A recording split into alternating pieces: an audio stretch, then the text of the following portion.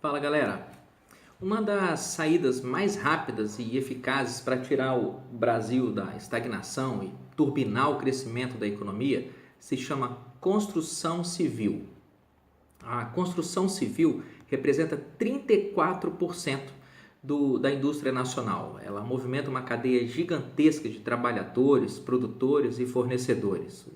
Uma cadeia tão gigantesca que sozinha a construção civil responde por 24% do total de postos de trabalho no país. Soma a esse gigante o fato de que faltam 14 milhões de novos domicílios para suprir o déficit por moradia no Brasil. Somou? Pronto. Você tem aí uma candidata perfeita para ser a locomotiva que vai puxar o país para cima. Mas como colocar a construção civil para rodar? É simples, é só tirar o Estado de dentro dela. Porque as maluquices do Estado sufocam a construção civil. Por exemplo, para comprar um terreno e construir uma casa, o cidadão tem que lidar com dezenas de documentos diferentes, incluindo ITBI, IPTU, INSS, escritura, levantamento planealtimétrico, taxas do CREA, alvará de construção, atestado do Corpo de Bombeiros e por aí vai. Esse inacreditável labirinto montado pelo Estado não termina nessa burocracia, ele vai além. Segundo o Instituto Brasileiro de Planejamento Tributário, de cada 1.000 tijolos que você comprar, 340 são do Estado. Para cada 10 sacos de cimento, 3 são do Estado. Para cada 10 latas de tinta, 3 são do Estado. Para cada 10 tubos de PVC, 2 são do Estado. Enfim, para cada produto que você adquirir para sua construção, cerca de 20% em média vão corresponder a impostos cobrados pelo Estado. São taxas que o Estado enfiou dentro de cada coisa para se tornar um sócio de tudo aquilo que você faz. E esses impostos ocorrem em cascata. Quando você compra um saco de cimento, você vai ser cobrado pelo reflexo do Imposto sobre Produtos Industrializados, o IPI, e do Imposto sobre Circulação de Mercadorias e Serviços, o ICMS. Esses dois impostos incidem ao longo de toda a cadeia de produção e distribuição do cimento. E isso acontece com todos os produtos, insumos e serviços que você vai utilizar para construir a sua casa. No final, a taxação do Estado não é só sobre-humana, ela é surreal. Você quer um outro exemplo? O caso do Habite-se, por exemplo. O Habite-se é uma taxa que você paga para a prefeitura declarar que a construção da sua casa obedeceu aos parâmetros da prefeitura enquanto era fiscalizada pela prefeitura. E agora, uma vez que a sua obra foi concluída graças à ausência de embargos, a prefeitura atesta a eficácia da fiscalização que ela mesma fez, das suas próprias normas, declarando que a sua casa pode ser habitada por você. É mais ou menos o seguinte: imagina, você pagou em dia todas as mensalidades da escola do seu filho e com o término do ano letivo, o guri passou direto em todas as matérias, com notas exemplares. Mas agora, para poder pegar o boletim de conclusão daquela série, você vai ter que pagar uma nova taxa à escola para que ela emita o documento. O Estado, além disso, o Estado também joga contra o empreendedor quando ele relativiza a propriedade privada. Pode acontecer de você comprar um terreno e, no meio da construção, descobrir que uma determinada esfera do Estado tinha solicitado a desapropriação daquela área para transformá-la num santuário de pássaros. E o seu terreno, puxa vida, ele está bem no lugar onde o Estado pretende construir um lindo bebedouro para pardais e pombos.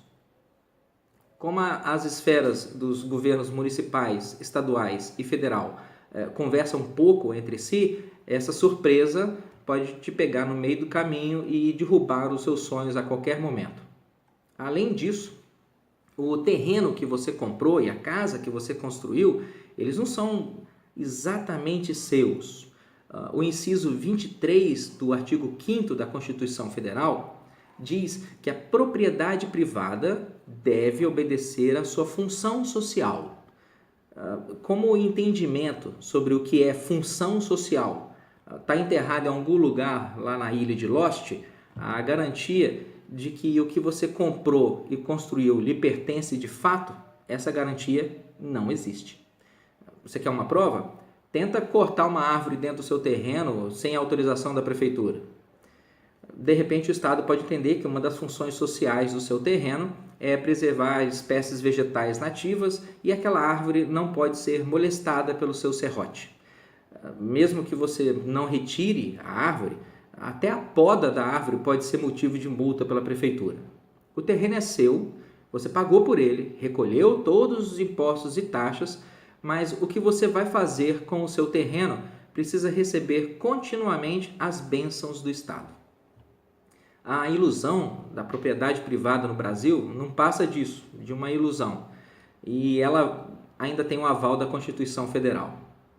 Mas então, com todos os impostos e taxas e com toda a insegurança que deriva das leis que o Estado brasileiro exige, desestimulando o empreendedorismo e a meritocracia, é bem complicado, na configuração atual, você realmente aproveitar o potencial que a construção civil oferece.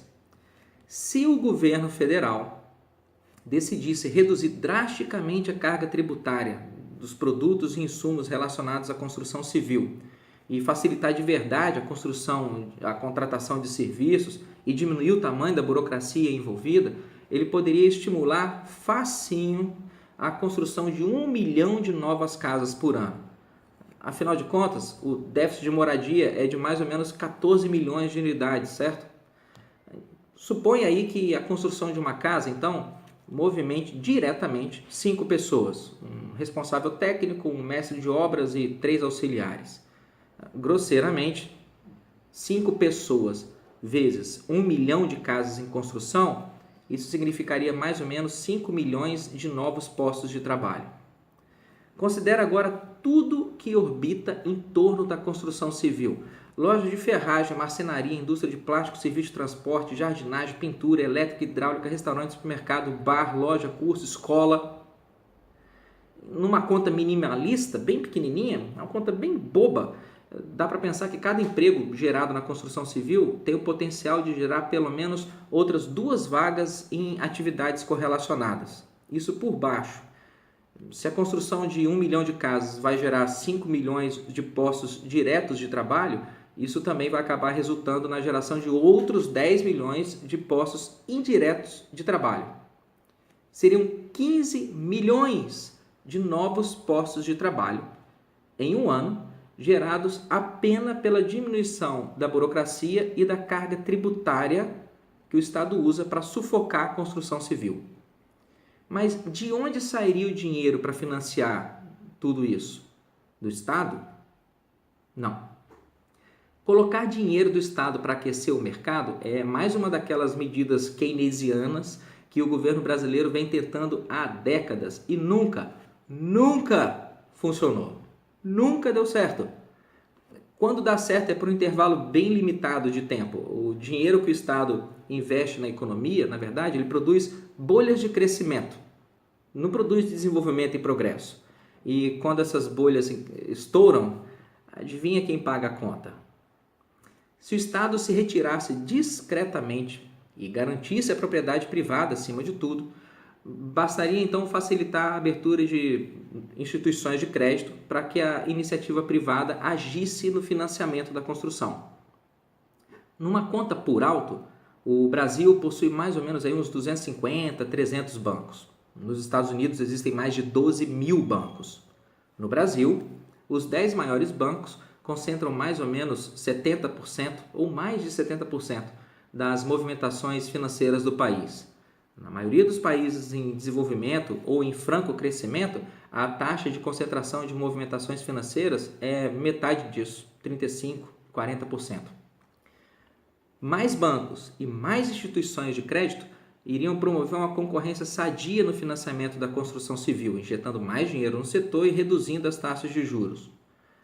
Imagina um cenário no futuro onde milhares de empreendedores individuais e pequenas empreiteiras regionais utilizam os recursos da iniciativa privada para poder construir casas em série.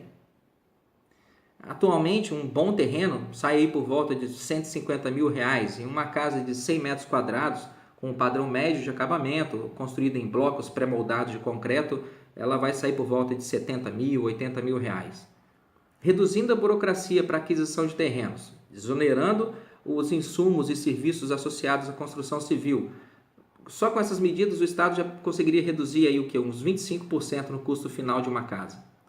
Considerando que você montar casas como se fosse uma linha de produção poderia reduzir em mais 10% os custos do empreendimento, dá para calcular que o custo final de um terreno mais a casa sobre ele ficaria em torno aí de meros 150, 160 mil reais.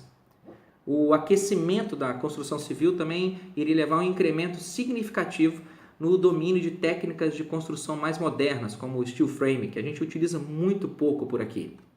Todo esse know-how e os produtos de construção gerados por ele poderiam ser utilizados tanto no mercado interno quanto no mercado externo. Ela supriria as demandas da construção civil e o déficit habitacional no Brasil e ainda serviria para poder exportar pacotes de casas customizadas para outros países, por exemplo. Nos Estados Unidos, um pacote inteiro de uma casa montada em steel frame, com 3 quartos e 2 banheiros, esse pacote ele vai dentro de um container, pode ser despachado para qualquer lugar.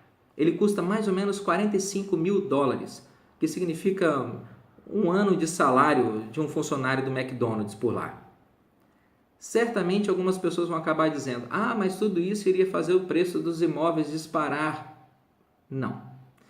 Nos locais onde é possível construir casas e apartamentos sem essas restrições malucas que os governos tanto adoram e que o nosso governo brasileiro é apaixonado por elas, nos lugares onde é possível fazer isso, a oferta de habitações recém-construídas acompanha o crescimento da demanda e os preços dos imóveis não disparam.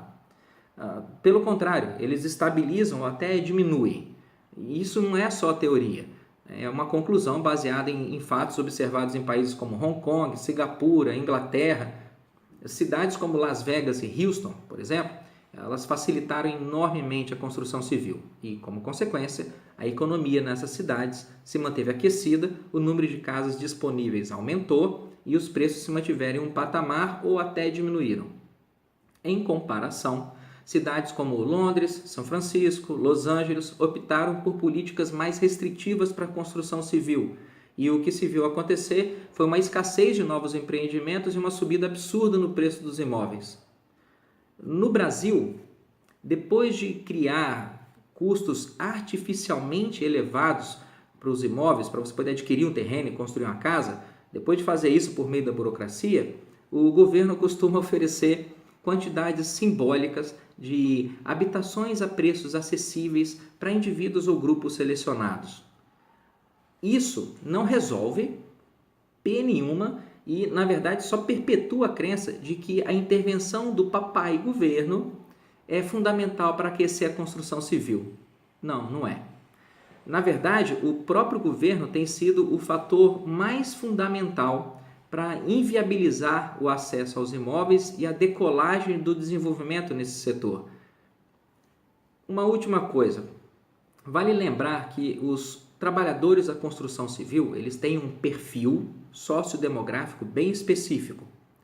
Anota aí, 93% deles são homens, 65% possuem idade entre 18 e 45 anos, 47% são solteiros e 73% não têm o ensino médio completo. Agora olha para as cadeias, olha para os presídios.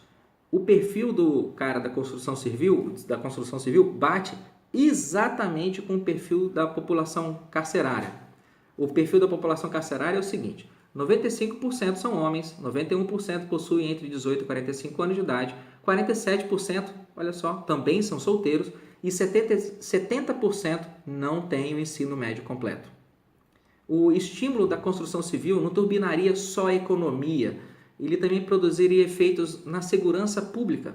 Existe uma força, uma energia masculina que desce a montanha da sociedade igual um rio furioso.